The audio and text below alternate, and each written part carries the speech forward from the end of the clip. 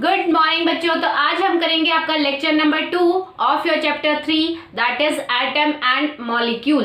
तो बेटा lecture number 1 में हमने आपके कुछ लॉज पढ़े थे जो कि आपके केमिकल कॉम्बिनेशन को डिफाइन करते हैं। उन्हीं लॉज की एप्लीकेशन पे बेस्ड आज हम एक थ्योरी पढ़ेंगे जिसका नाम है Dalton atomic theory. Dalton atomic theory पढ़ने से पहले बेटा मैं आपको बता दूं कि एटम आपके क्या होते हैं। बहुत पहले टाइम की बात है जब आपके ऋषि मुनि होते थे, तो उस टाइम बेटा कन्नड़ नाम के एक ऋषि थे और साथ ही साथ एक ग्रीक फिलोसफर थे। ग्रीक में ऋषि मुनियों को फिलोसफर्स कहते हैं। डेमोक्राइटस नाम के एक ग्रीक फिलोसफर्स थे। इन दोनों ने एक जैसी ही कुछ बात कही। क्या कहा इन्होंने? हालांकि कन्नड़ उस इंडिया के एक ऋषि मुनि थे, तो उन्होंने उस टाइम में रामायण के टाइम की बात है बेटा ये, तो उस टाइम ऋषि मुनि जो थे आपके कन्नड़, उन्होंने संस्कृत में कही ये बात। बट जो आपके ग्रीक फिलोसफर डेमोक्राइटस थे उन्होंने ये बात अपने ग्रीक लैंग्वेज में कही। बट इन दोनों की जो मेन कॉन्सेप्ट था, या मैं कहूँ जो इन्होंने कहा, वो दोनों का ऑलमोस्ट सेम ही था। उन्होंने क्या कहा बेटा कि उन्होंने कहा अगर आप किसी भी सब्सटेंस को ब्रेक करते रहते हो, कंटिन्यूअसली ब्रेक करते जाते हो, तोड़ते जाते हो, तो आखिरी में आपके पास एक ऐसा पार्टिकल बचेगा उस सब्सटेंस में से जो कि आपका अनब्रेकेबल होगा। उसको आप फर्दर डिवाइड नहीं कर पाओगे, फर्दर आप नहीं तोड़ पाओगे। सब्सटेंस चाहे आपके कोई भी हो, उन्होंने कहा चाहे आप किसी भी वस्तु को ले लो। उन्होंने क्या कहा कि अगर आप किसी भी वस्तु को लेते हो, चाहे मैं हूं, चाहे लिविंग बीइंग है या फिर मैं कहूं कोई नॉन लिविंग बीइंग है, जो भी आपका मास ऑक्युपाई कर रहा है और जिसके पास भी मास है और जो एनवायरनमेंट में स्पेस ऑक्युपाई कर रहा है, उन सब्सटेंस में उनमें से आप कोई भी सब्सटेंस ले लो। तो अगर आप उन सब्सटेंस को चाहे पेन, पेंसिल, दीवार, ब्रिक या बाल्टी, या फिर आप कोई वुड ले लो, या ह्यूमन बीइंग ले लो, एनिमल्स ले लो, बर्ड्स ले लो, प्लांट्स ले लो, ट्रीज ले लो, कुछ भी ले लो, किसी भी वस्तु को ले लो आप, अगर आप उसको ब्रेक करते हो, क्या कहते हैं कि अगर आप उसको कंटिन्यूअसली ब्रेक करते जाते हो उस सब्सटेंस को, तो एट लास्ट आपको एक ऐसा पार्टिकल मिलेगा जिसको आप फर्दर डिवाइड नहीं कर सकते हो कैसे भी। उस पार्टिकल को बेटा कन्नड़ ने नाम दिया कण। क्योंकि उनका नाम कन्नड़ था तो उन्होंने अपने ही नाम से एक वर्ड डिस्कवर किया जिसको बोला गया कण। ठीक है, बाद में आपके डेमोक्राइटस ने एटोमियो नाम दिया उसको, उस कण को क्या नाम दिया? एटोमियो नाम दिया। ठीक है, एटोमियो का मतलब क्या होता है? एटोमियो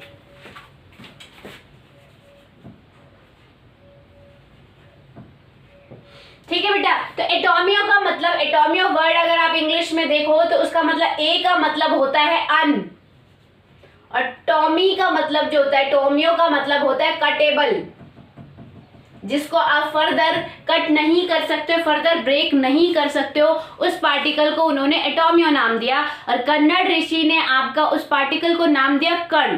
तभी आपके ऋषि मुनि कहते थे कि कण कण में भगवान है। कण क्या था आपका? हर एक वस्तु का सबसे छोटा सा छोटा जो पार्टिकल है, छोटा सा छोटा जो चीज है, उसको उन्होंने कण कहा था। ठीक है, तो ये जो कण है ये फर्दर डिवाइड नहीं हो सकता, या मैं कहूँ एटोमियो जो है आपका सब्सटेंस या एटोमियो पार्टिकल का नाम है, वो फर्दर डिवाइड नहीं हो सकता। क्योंकि बेटा आपके ऋषि मुनि थे, या मैं कहूँ डेमोक्रेटस थे, दोनों जो आपके कन्नड़ और डेमोक्रेटस दोनों का टाइम एक ऋषि मुनि का टाइम था। उस टाइम आपके कुछ भी रिटन डॉक्यूमेंट्री नहीं होती थी। उन्होंने ये थ्योरी तो दी बट उनके पास कोई रिटन प्रूफ नहीं था, इसीलिए साइंस ने इस चीज को नहीं माना। बट इसके बाद आपके साइंटिस्ट आए डेल्टन, उन्होंने भी सेम बात कही जो आपके कन्नड़ और डेमोक्रेटस ने कही, वही सेम बात आपके डेल्टन ने कही, बट उनके पास एक रिटन प्रूफ था, इसीलिए उनकी थ्योरी को वैलिड किया गया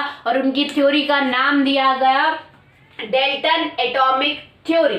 ठीक है बेटा, तो हम ये भी कह सकते हैं कि डेल्टन एटॉमिक थ्योरी एक कट कॉपी पेस्ट थ्योरी है, जो कि पहले ही चीजें डिस्कवर हो चुकी थी, उन चीजों को थोड़ा सा मॉडिफाई करके डेल्टन ने एक रिटन फॉर्म में डॉक्यूमेंट्री तैयार की थी। ठीक है, तो ये जो कण है या एटॉमियो जो है आपका सबसे छोटा पार्टिकल, हर एक वस्तु का, हर एक सब्सटेंस का, हर एक मैटर का जो सबसे छोटा पार्टिकल है, उसको जो कन्नड ने कण कहा था, डेल्टन ने उसको एटम कहा, इसीलिए उसकी थ्योरी का नाम दिया गया डेल्टन एटॉमिक थ्योरी। ठीक है बेटा, तो ये तो बात हो गई पहले के टाइम की, जो चीजें बहुत पहले थी, काफी बुक्स में मेंशन भी नहीं की होती, काफी हाई लेवल बुक्स होती है उनमें मेंशन की हुई है। ठीक है, तो ये आपके लिए इंपॉर्टेंट नहीं है। बात ये है कि मैंने आपको ये स्टोरी इसलिए सुनाई कि आपको पता होना चाहिए एक्चुअली एटम की डिस्कवरी किस टाइम से हो रही है। ठीक है, तो उसके बाद देखो डेल्टन एटॉमिक थ्योरी, या मैं कहूँ डेल्टन ने अपनी थ्योरी में क्या कहा, एटम्स के बारे में क्या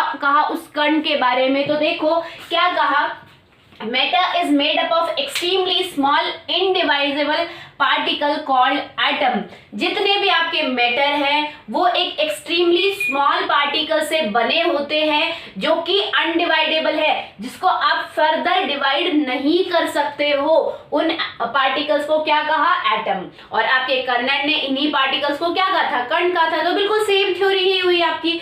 नेक्स्ट अगर बात करें, उन्होंने अपनी थ्योरी में नेक्स्ट क्या कहा कि atoms of same element are identical in all respect, कि एटम, अगर आप किसी एक एलिमेंट का एटम लेते हो, फॉर एग्जाम्पल हमारा यहाँ पे ये मैंने मान लो ये आपका कार्बन एलिमेंट है। ठीक है, कार्बन एलिमेंट है। कार्बन एलिमेंट आपका कैसे बनता है मैं आपको पहले भी करवा चुकी हूँ, चैप्टर फर्स्ट में भी, सेकंड में मैंने आपको करवाया था, जहाँ एटम, एलिमेंट, मॉलिक्यूल, कंपाउंड करवाया था, वहां थोड़ा इंट्रोडक्शन पार्ट मैंने आपको बताया था। तो वहां पे आपका क्या बताया था बेटा मैंने आपका, कि एलिमेंट जो है आपके कैसे बनते हैं, जब आपके सेम टाइप के एटम साथ में कंबाइन होते हैं, साथ में जब जुड़ते हैं, तब एलिमेंट की फॉर्मेशन होती है। यानी कि कार्बन एलिमेंट जो है, जिसको हम सी से रिप्रेजेंट करते हैं, उसके अंदर बहुत सारे आपके कार्बन के एटम होंगे।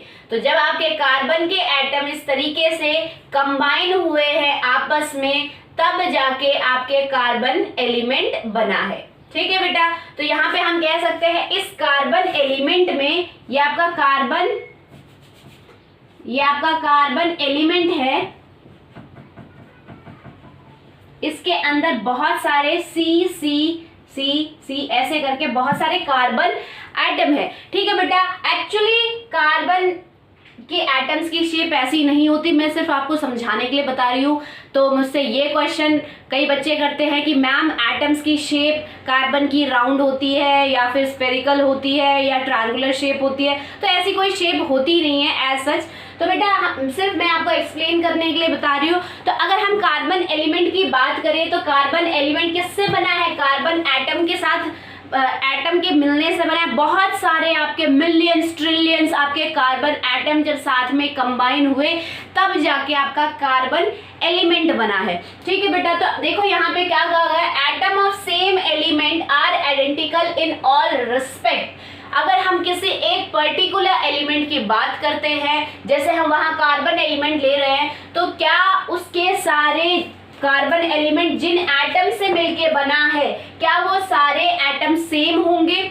बिल्कुल सेम होंगे, एग्जैक्टली सेम होंगे, क्योंकि हमने आपके एलिमेंट की डेफिनेशन में बेटा यही बताया था कि जब आपके सेम टाइप के एटम कंबाइन होते हैं तो वो एलिमेंट फॉर्म करते हैं। ठीक है बेटा, तो क्या है आपका कि आपके कार्बन एलिमेंट में जितने भी कार्बन के एटम होंगे वो एक जैसे ही होंगे। ठीक है, तो एक जैसे क्या होंगे, कार्बन के एटम होंगे, तब जाके वो सारे कार्बन के एटम एक जैसे मिलके तब जाके आपका कार्बन एलिमेंट बना है। तो हम कह सकते हैं वो सारे एक जैसे है। तो क्या कहा, आर आइडेंटिकल। आइडेंटिकल मतलब बिल्कुल एक जैसे। ठीक है, इन ऑल रिस्पेक्ट, सभी हिसाब से, सभी तरीकों से वो एक जैसे होंगे। जैसे उनका मास भी सबका सेम होगा, उनका साइज भी सबका सेम होगा।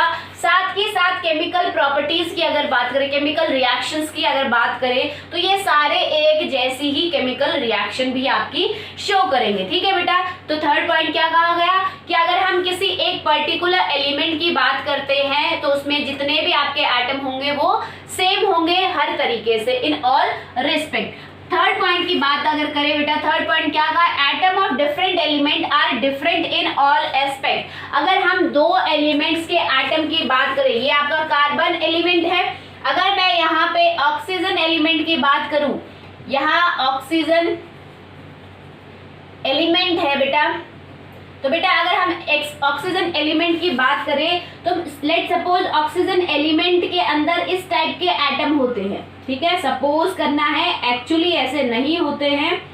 ठीक है बेटा, तो अगर मैं क्या करूं, यहां से मैं अगर कार्बन एलिमेंट में से एक एटम निकालती हूं, किसका निकलेगा, कार्बन एटम निकलेगा। कार्बन एलिमेंट किससे बना है, कार्बन एटम से मिलके बना है।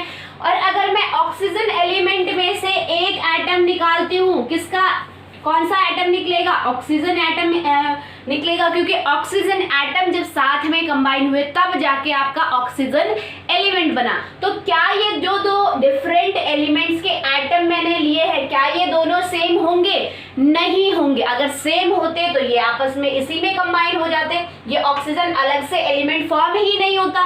ठीक है बेटा, तो कभी भी दो डिफरेंट एलिमेंट्स के एटम कभी भी सेम नहीं होंगे, ना तो उनका साइज सेम होगा, ना शेप सेम होगी, ना कोई और प्रॉपर्टी, केमिकल रिएक्शन वगैरह कुछ भी सेम नहीं होगा। ठीक है, तो जैसे आपका सेकंड पोस्टुलेट बताया था कि अगर सेम एलिमेंट लेते हो, अगर ये कार्बन एलिमेंट है, अगर आप दूसरा एक और कार्बन एलिमेंट ले लेते हो तो दोनों के एटम सेम होंगे। क्यों, क्योंकि एलिमेंट सेम है तो एटम भी सेम तरीके के ही होंगे। बट अगर बात करते हो आप डिफरेंट एलिमेंट्स की, कि मैंने यहाँ पे कार्बन एलिमेंट ले लिया, ऑक्सीजन एलिमेंट ले लिया, तो अगर आप दो डिफरेंट एलिमेंट लेते हो तो उनके अंदर जो एटम होंगे वो भी डिफरेंट होंगे, उनकी सारी properties, chemical property, physical property सारी बेटा डिफरेंट होंगी। ठीक है बेटा, नेक्स्ट अगर बात करें, atom is the smallest particle that take part in a chemical reaction. Chemical reaction जितनी भी आपकी होती है, एलिमेंट्स के बीच में हो रही है, कंपाउंड्स के बीच में हो रही है, आप वाटर एक कंपाउंड है, वाटर को अगर आप क्या बोलते हैं किसी एसिड के साथ रिएक्ट करवाते हो तो वहां पे क्या हो रहा है, दो कंपाउंड्स की रिएक्शन हो रही है। ठीक है, ऐसे ही दो मॉलिक्यूल्स की रिएक्शन होगी, ऐसे ही दो एलिमेंट्स की रिएक्शन होती है। जैसे कार्बन एलिमेंट को अगर आप ऑक्सीजन एलिमेंट के साथ रिएक्ट करवाते हो तो वहां पे भी आपकी केमिकल रिएक्शन हो रही है। तो बेटा इन सभी केमिकल रिएक्शन में होता एक्चुअली क्या है, एक्चुअली में आपके केमिकल रिएक्शन में कौन रिएक्ट करता है, एटम। ये जो सबसे छोटा पार्टिकल है यही केमिकल रिएक्शन में डिफरेंस शो करता है। मतलब केमिकल रिएक्शन जो है इन्हीं एटम्स की वजह से होती है। जो भी चेंज होता है केमिकल रिएक्शन में वो इन एटम्स के वजह से ही हो रहा है। हम बोल देते हैं कि कार्बन एलिमेंट और ऑक्सीजन एलिमेंट रिएक्ट कर रहे हैं तो क्या बन रहा है, बट एक्चुअली होता क्या है, इन एलिमेंट्स के अंदर जो एटम है ये आपस में रिएक्ट करते हैं। ठीक है बेटा, तो किसी भी केमिकल रिएक्शन में कौन रिएक्ट करता है, एटम हमेशा रिएक्ट करता है। ठीक है, तो क्या है, atom is the smallest particle. Atom वो सबसे छोटा पार्टिकल है जो कि हर केमिकल रिएक्शन में पार्टिसिपेट करता है, take part in chemical reaction. ठीक है, नेक्स्ट अगर बात करें, एटम्स ऑफ डिफरेंट एलिमेंट में combine with each other. Different element के एटम भी साथ में कंबाइन हो सकते हैं। ठीक है, पर उस केस में क्या होगा, उस केस में आपका कंबाइन अगर होते भी हैं तो हमेशा फिक्स रेशियो में कंबाइन होंगे। इसका एटम जैसे हम बात कर रहे थे, आपका कार्बन एलिमेंट का एटम ये C एटम है। ठीक है, ऑक्सीजन एलिमेंट का एटम आपका O होगा। तो बेटा कार्बन एलिमेंट का एटम और ऑक्सीजन एलिमेंट का एटम दोनों आपस में रिएक्ट करके कार्बन डाइऑक्साइड बना सकते हैं, कार्बन मोनोऑक्साइड बना सकते हैं। बट वहां पे क्या होगा, एक कंडीशन होगी कि जब भी आपके दो डिफरेंट एलिमेंट्स के एटम आपस में कंबाइन होंगे तो बेटा वो हमेशा फिक्स रेशियो में कंबाइन होंगे। जैसे हमने देखा था आपका वाटर बनता है, H2O बनता है, तो H2O में आपका क्या होता है बेटा, H2O में आपका हाइड्रोजन एलिमेंट H2O, यहाँ देखो ये आपका H2O है। तो H2O में एक्चुअली होता क्या है, चलो यहाँ देखते हैं। ये आपका H2O है। H2O में एक्चुअली होता क्या है बेटा, यहाँ पे देखो क्या है, दो हाइड्रोजन एटम कंबाइन होते हैं एक ऑक्सीजन, ये दो हाइड्रोजन एटम है कंबाइन हो रहे हैं एक ऑक्सीजन एटम के साथ, ठीक है। यानी कि केमिकल रिएक्शन में हमेशा कंबाइन कौन होते हैं, रिएक्शन कौन शो करते हैं, या मैं कहूँ कौन रिएक्शन में पार्टिसिपेट करता है, एटम ही करते हैं, ठीक है। ये हाइड्रोजन एलिमेंट के हाइड्रोजन एटम पार्टिसिपेट कर रहे हैं, यहाँ पे दो हाइड्रोजन एटम और एक ऑक्सीजन। और मैंने आपको ये भी बताया था कि कभी भी आप कोई फॉर्मूला देखते हो, कोई सिंबल देखते हो, तो वहां पे जो सिंबल है वो क्या रिप्रेजेंट करता है, single atom of that element, ठीक है। तो मान लो यहाँ पे अगर बात करें, जैसे आप C देखते हो, आप O देखते हो, आप N देख रहे हो, वो क्या है, ये सिंबल है, ये सिंबल है कार्बन एलिमेंट का, ये सिंबल है कार्बन ऑक्सीजन एलिमेंट का। बट ये C रिप्रेजेंट क्या कर रहा है, ये C रिप्रेजेंट कर रहा है कार्बन एलिमेंट का सिंगल एटम, ठीक है। यानी कि यहाँ पे H2 है, मतलब क्या हुआ, हाइड्रोजन एलिमेंट के दो हाइड्रोजन एटम रिएक्ट कर रहे हैं ऑक्सीजन एक ऑक्सीजन एटम के साथ, ठीक है। तो यहाँ पे आपका क्या हो रहा है, दो हाइड्रोजन एटम एक ऑक्सीजन एटम के साथ रिएक्ट कर रहे हैं। बट जब भी आपका दो अलग अलग एलिमेंट्स के एटम कंबाइन होंगे तो उनके साथ एक कंडीशन गिवन है, हमेशा फिक्स रेशियो में कंबाइन होंगे। जैसे हमने पढ़ा था कि हाइड्रोजन वाटर में जो आपका हाइड्रोजन और ऑक्सीजन कंबाइन होता है वो हमेशा आपका 1:8 में कंबाइन होता है बाय मास। बाय मास हम क्यों कह रहे हैं, देखो यहाँ पे अगर मास निकाले तो एक हाइड्रोजन का 1 ग्राम होता है, दो हाइड्रोजन का कितना होगा 2 ग्राम, ठीक है, और एक ऑक्सीजन का होता है 16 ग्राम। तो यहाँ पे एक ऑक्सीजन एटम ही है। तो अगर इन दोनों को देखें किस टेबल में कॉमन आते हैं, ये 2 के टेबल में, तो 2 1 = 2, 2 8 = 16, यानी कि 1:8, ठीक है। तो हमने ये मास का ही रेशियो लिया है। तो जब भी आपके अलग अलग एलिमेंट्स के, दो डिफरेंट एलिमेंट्स के एटम कंबाइन होंगे, या फिर मैं कहूँ जब भी आपके डिफरेंट एटम कंबाइन होंगे तो वो हमेशा आपके फिक्स रेशियो में कंबाइन होंगे। तो बेटा कल जो हमने लॉ पढ़ा था आपका, वो उनमें से आपका कौन सा लॉ यहाँ पे सेटिस्फाई हो रहा है, यहाँ पे आपका हो रहा है जो हमने लॉ ऑफ कांस्टेंट प्रोपोर्शन पढ़ा था, कि जहां पे भी आपके अगर हम किसी पर्टिकुलर प्योर सब्सटेंस को लेते हैं तो उसमें जो एलिमेंट के एटम कंबाइन हो रहे हैं वो हमेशा फिक्स रेशियो में कंबाइन होंगे, ठीक है। नेक्स्ट अगर बात करें आपका 6th पॉइंट, तो वो क्या है, atom can neither be created nor be destroyed. Atom को कभी भी आप क्रिएट नहीं कर सकते हो, ना ही आप डिस्ट्रॉय कर सकते हो। कभी भी ऐसा आपका होता है कि आपका मान लो आपने यहाँ पे देखो एग्जाम्पल लिखते हो कि आपका दो हाइड्रोजन एटम दो ऑक्सीजन एटम के साथ रिएक्ट कर रहे हैं, तो यहाँ पे आपका वाटर तो बन रहा है, साथ ही साथ यहाँ पे N2 नाइट्रोजन गैस भी बन रही है। क्या ऐसा होता है, कभी नहीं होता। जो आपके रिएक्शन में रिएक्ट कर रहे, यानी कि जो रिएक्टेंट होंगे वही प्रोडक्ट बनेंगे। कभी भी आप कोई नया प्रोडक्ट नहीं बना सकते हो, जो कि आपका रिएक्टेंट में एलिमेंट नहीं है उसका कोई भी नया प्रोडक्ट नहीं बना सकते हो। तो हम कह सकते हैं कि कोई भी एटम को आप खुद से क्रिएट नहीं कर सकते हो, ठीक है। और अगर बात दूसरी तरफ मैं अगर बात करूं कि अगर आप कार्बन को और ऑक्सीजन को रिएक्ट करवा रहे हो, एक कार्बन एटम और 2 ऑक्सीजन एटम को रिएक्ट करवा रहे हो, प्लस यहाँ पे आप 2 हाइड्रोजन एटम भी ले रहे हो, तो क्या कभी यहाँ पे ऐसा हो सकता है कि आपकी सिर्फ CO2 बनी है? कभी नहीं हो सकता। क्यों? क्योंकि आपने यहाँ पे अगर आप सिर्फ CO2 बनाओगे, दैट मीन्स आपने जो रिएक्शन में ये हाइड्रोजन एटम थे, 2 हाइड्रोजन एटम थे, उनको तो डिस्ट्रॉय कर दिया, वो खत्म हो गए। ऐसा कभी नहीं होगा बेटा। आपका केमिकल रिएक्शन में जो भी आप ले रहे हो, जो भी आप रिएक्टेंट में ले रहे हो, या मैं कहूँ जिसको भी आप रिएक्ट करवा रहे हो, वही रिएक्ट होके प्रोडक्ट बनाएंगे।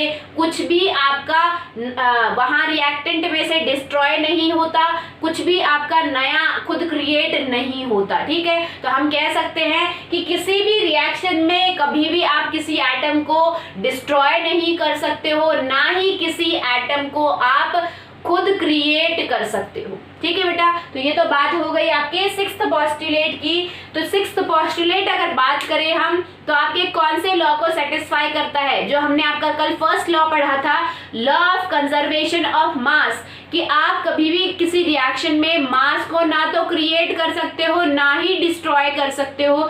सेम ऐसा ही है कि अगर आप एटम ले रहे हो, हम मास किसका लेते हैं, एटम्स का ही लेते हैं। यहाँ पे हम मास किसका ले रहे थे, 2:16 जो आया था मास का रेशियो, वो किसका आ रहा था, एटम्स का ही आ रहा था। जब आपके हाइड्रोजन एटम ऑक्सीजन एटम के साथ रिएक्ट करके वाटर बना रहे हैं तो मास का रेशियो लिया था। तो वहां पे हमने क्या कहा था कि जो टोटल मास है रिएक्टेंट का वो हमेशा इक्वल होगा टोटल मास ऑफ प्रोडक्ट का। इसीलिए कहा था कि मास को रिएक्शन के टाइम ना तो आप खुद क्रिएट कर सकते हो, कुछ भी आप खुद से 1 ग्राम 2 ग्राम ऐड नहीं कर सकते हो, ना ही आप मास को डिक्रीज कर सकते हो। मान लो आपका रिएक्टेंट 2 ग्राम थे, प्रोडक्ट भी आपका 2 ग्राम बन रहा है, पर आपने अपनी मर्जी से उसको 1 ग्राम बना दिया। ठीक है, ऐसा कभी नहीं हो सकता। तो ऐसे ही बेटा, क्योंकि मास आपके ना तो क्रिएट की जा सकती है रिएक्टेंट में, ना ही आपकी डिस्ट्रॉय की जाती है। जितने रिएक्टेंट का मास है उतना ही अमाउंट में उतना ही मास आपका प्रोडक्ट बनेगा। तो सेम यही वही बात है, मास हम एटम का लेते हैं तो हम ये भी कह सकते हैं जैसे आपकी मास किसी रिएक्शन में क्रिएट नहीं की जा सकती, डिस्ट्रॉय नहीं की जा सकती, ऐसे ही सेम बेटा आपके किसी भी रिएक्शन में ना ही तो आप एटम को क्रिएट कर सकते हो ना ही आप एटम को डिस्ट्रॉय कर सकते हो। ये बात कही डेल्टन ने अपनी एटॉमिक थ्योरी में। तो ये तो बात हो गई डेल्टन की एटॉमिक थ्योरी। अब अगर हम बात करें बेटा कि इस थ्योरी, अगर डेल्टन एटॉमिक थ्योरी पूरी तरीके से सही थी तो उसके बाद हमें कोई थ्योरी पढ़ने की जरूरत ही नहीं थी, आपका एटम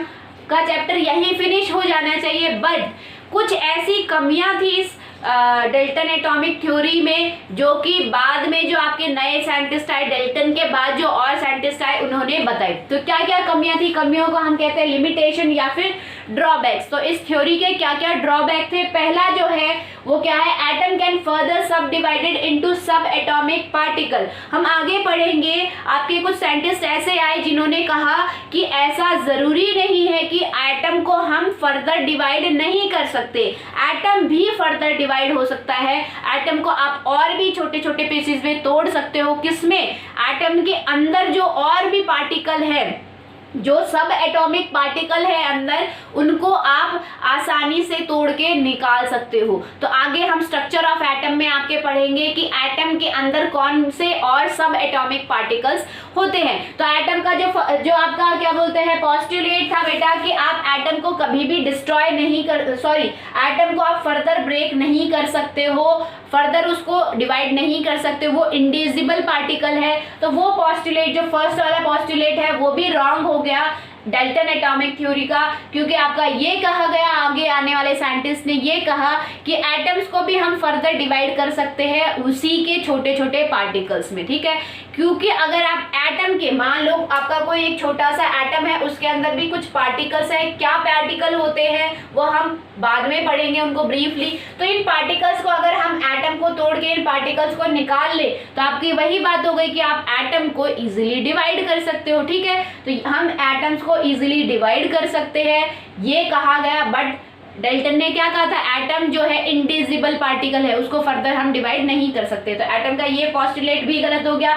नेक्स्ट अगर बात करें बेटा, उन्होंने क्या कहा, एटम ऑफ सेम एलिमेंट में हैव डिफरेंट मास। उन्होंने क्या कहा, ये सेकंड पोस्टुलेट देखो, उन्होंने कहा कि अगर हम सेम एलिमेंट के एटम्स को लेते हैं, जैसे मैं एग्जांपल बताई थी, अगर आप 2 कार्बन एलिमेंट लेते हो और दोनों कार्बन एलिमेंट के एटम्स निकालते हो तो दोनों सेम होंगे। ठीक है, बट उन्होंने क्या कहा, हर केस में यही होगा कि जब भी आप 2 सेम एलिमेंट लोगे तो उनके एटम्स भी सेम होंगे, क्योंकि वो सेम एलिमेंट है तो उनके एटम भी सेम होंगे, एटम्स का साइज शेप सब कुछ सेम होगा। बट कुछ ऐसे एक्सेप्शन केस भी देखे गए जहां पे आपका एलिमेंट तो सेम है कि 2 एलिमेंट आप ले रहे हो कार्बन कार्बन, पर वहां पे उन एलिमेंट के जो एटम है वो उनकी सारी प्रॉपर्टीज सेम नहीं है, कुछ प्रॉपर्टी आपकी डिफरेंट आ रही है, या मैं कहूँ कि कौन सी मेनली प्रॉपर्टी डिफरेंट आ रही थी, मास डिफरेंट आ रहा था। ठीक है, तो क्या है, कुछ आपके एटम एलिमेंट ऐसे थे जो कि सेम थे यानी कि कुछ आपके ऐसे एलिमेंट हमने लिए, उनके एटम्स को निकाला गया, तो क्या देखा गया, क्योंकि वो सेम एलिमेंट के ही एटम है तो अकॉर्डिंग टू डेल्टन उनकी सारी प्रॉपर्टी सेम होनी चाहिए, बट उनके मास डिफरेंट देखे गए। ठीक है, तो ऐसे एलिमेंट्स को बेटा हम आइसोटॉप्स कहते हैं, जो एलिमेंट जिन एलिमेंट का एटॉमिक नंबर सेम होता है बट मास उनका डिफरेंट होता है, या मैं कहूँ ऐसे एटम जिनका एलिमेंट तो सेम होता है बट मास उनके डिफरेंट होते हैं, उनको हम आइसोटॉप्स कहते हैं। वो हम ब्रीफली करेंगे आपके स्ट्रक्चर ऑफ एटम में, जो कि आपका नेक्स्ट चैप्टर है। ठीक है, तो नेक्स्ट अगर बात करें तो ये पोस्टुलेट भी गलत हो गया कि हमेशा अगर आप दो एलिमेंट सेम ले रहे हो तो उनके एटम भी हर प्रॉपर्टी सेम शो करेंगे, वो भी गलत हो गया, क्योंकि कुछ ऐसे एलिमेंट निकले, जो कुछ ऐसे एटम्स निकले जो कि सेम एलिमेंट के तो है बट उनका मास डिफरेंट आ रहा था। यानी कि अगर हम इस कार्बन का ऐसा देखा गया कि दो एलिमेंट उन्होंने ले लिए सेम, मान लो हाइड्रोजन दो एलिमेंट ले लिए, तो इसके जो एटम है इसमें से एक एटम निकाला गया और इसमें से एक एटम निकाला गया, तो क्या देखा गया, ये दोनों एलिमेंट तो सेम है बट इनके जो एटम है उनमें मास में डिफरेंस आ रहा है, बाकी प्रॉपर्टी सेम शो कर रहे हैं बट मास में डिफरेंस आ रहा है। बट डेल्टन ने क्या कहा था कि मास भी सेम होता है हर केस में। ठीक है, तो कुछ एक्सेप्शनल आपके यहाँ पे मिले थे। नेक्स्ट अगर बात करें बेटा क्या है, atoms of different element may have same masses. ये भी देखा गया, कुछ एक्सेप्शन आपके ऐसे भी आए कि दो अलग अलग एलिमेंट के एटम निकाले गए और उन एटम के मास सेम देखे गए। हालांकि डेल्टन ने क्या कहा था कि अगर आप किसी भी दो एलिमेंट, जैसे हमने कार्बन और ऑक्सीजन का एग्जांपल लिया था, कि अगर आप दो एलिमेंट के एटम निकालते हो तो वो हमेशा ही डिफरेंट होंगे, उनकी सारी प्रॉपर्टी क्या कहते हैं, they are different in all aspect, उनकी सारी प्रॉपर्टी डिफरेंट होंगी। बट कुछ ऐसे भी एग्जाम्पल देखे गए बेटा एलिमेंट्स के, या मैं कहूँ एटम्स के, जहां पे आपके वो एटम किस डिफरेंट एलिमेंट्स के तो थे बट उनका मास जो है वो सेम आ रहा था। ठीक है, नेक्स्ट अगर बात करें जो फोर्थ पोस्टुलेट है, it could not distinguish between atom and molecule. उन्होंने एटम और मॉलिक्यूल के बारे में डिफरेंस नहीं बताया कि एग्जैक्टली आपका एटम और मॉलिक्यूल के बीच में क्या डिफरेंस होता है। ठीक है बेटा, तो ये तो बात हो गई, आज हमने पढ़ा डेल्टन थ्योरी और साथ के साथ उसके ड्रॉबैक्स पढ़े। डेल्टन थ्योरी जो है मोस्ट इंपॉर्टेंट आपकी थ्योरी है, क्योंकि यहाँ से ही एटम ने अपना साइंस में पैर रखा था। ठीक है बेटा, तो आपको पता होना चाहिए डेल्टन ने अपनी थ्योरी में क्या क्या कहा और क्या क्या कमियां निकली, तभी आप आगे की थ्योरी को प्रोसीड कर पाओगे। क्योंकि साइंस में ऐसा ही होता है, एक थ्योरी किसी साइंटिस्ट ने दी, उसमें दूसरे साइंटिस्ट आके कुछ कमियां निकालते हैं, उसके बाद अपनी थ्योरी देते हैं, अगर फिर कुछ और साइंटिस्ट नए आते रहते हैं, ठीक है, वो उसमें कमी निकालते हैं, अगर कोई कमी होती है तो कमी निकालते हैं, फिर उसकी थ्योरी भी रिजेक्ट हो जाती है। तो ऐसे टाइम टू टाइम आपकी चीजें चलती रहती है और फिर एट लास्ट आपका इतना ज्यादा हाई मॉडिफाइड थ्योरी आती है जो कि हर एक कंसेप्ट के केस में लागू होती है। ठीक है, उसमें कोई भी कमी नहीं रहती है। तो बेटा ये आपको बहुत अच्छे से पढ़नी है, Dalton atomic theory. Next theory हम आपके नेक्स्ट लेक्चर में करेंगे। अब बात करते हैं कि हमने आपका फर्स्ट जो केमिस्ट्री स्टार्ट करने से पहले मैंने आपको कुछ एलिमेंट्स के, सेकेंड चैप्टर स्टार्ट करने से पहले मैंने कुछ एलिमेंट्स आपके 1 to 10 एटॉमिक नंबर वाले, मतलब first 10 elements of periodic table learn करने को कहा था।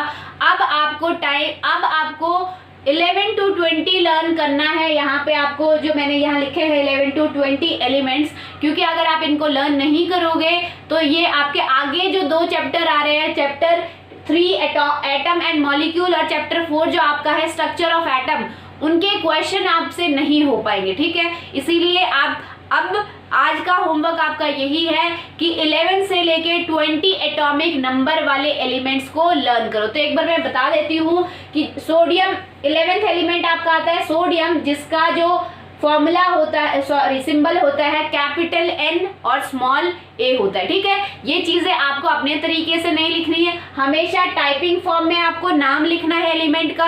ठीक है, ये क्या होता है, आगे जो नंबर है ये एटॉमिक नंबर होते हैं, एटम का नंबर है, पहले नंबर पे कौन सा एटम आएगा, इसलिए एटॉमिक नंबर। ये एटॉमिक नंबर क्या होते हैं, कैसे दिए गए, ये भी हम आपके चैप्टर में पढ़ेंगे। धीरे धीरे करके हम एटम के बारे में सारी चीजें पढ़ेंगे। ठीक है बेटा, तो आपका क्या होगा, अगर आपके किसी एलिमेंट के सिंबल में 2 अल्फाबेट है तो हमेशा पहला कैपिटल होगा और दूसरा स्मॉल होगा, और आप कभी भी उस सिंबल को कर्सिव हैंडराइटिंग में नहीं लिखोगे, यानी कि ज्वाइन करके नहीं लिखोगे कि आपने ऐसा लिखा N और उसके बाद A ऐसे लिख दिया, इसको ज्वाइन कर, ये गलत नोटेशन है। कभी ऐसे लिखोगे तो एग्जाम में आपका गलत हो जाएगा। हमेशा आपको टाइपिंग फॉर्म में लिखना है कि दूर दूर गैप होना चाहिए, इतना ज्यादा भी गैप नहीं पर थोड़ी सी स्पेस होनी चाहिए, कभी भी आप इनको ज्वाइन नहीं करोगे। ठीक है बेटा, तो आपका नेक्स्ट 12th एलिमेंट होता है मैग्नीशियम, जिसका सिंबल होता है capital M small g।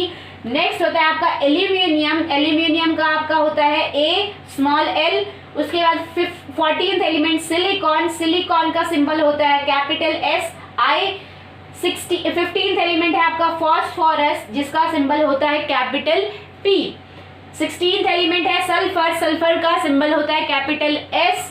17th element है आपका क्लोरीन, क्लोरीन का सिंबल होता है कैपिटल C स्मॉल l। ठीक है, 18th एलिमेंट है आपका आर्गन, आर्गन का सिंबल होता है capital A small r। 19th element है आपका पोटेशियम, पोटेशियम का सिंबल होता है कैपिटल K। 20th एलिमेंट है आपका कैल्शियम, कैल्शियम का सिंबल है कैपिटल C स्मॉल a।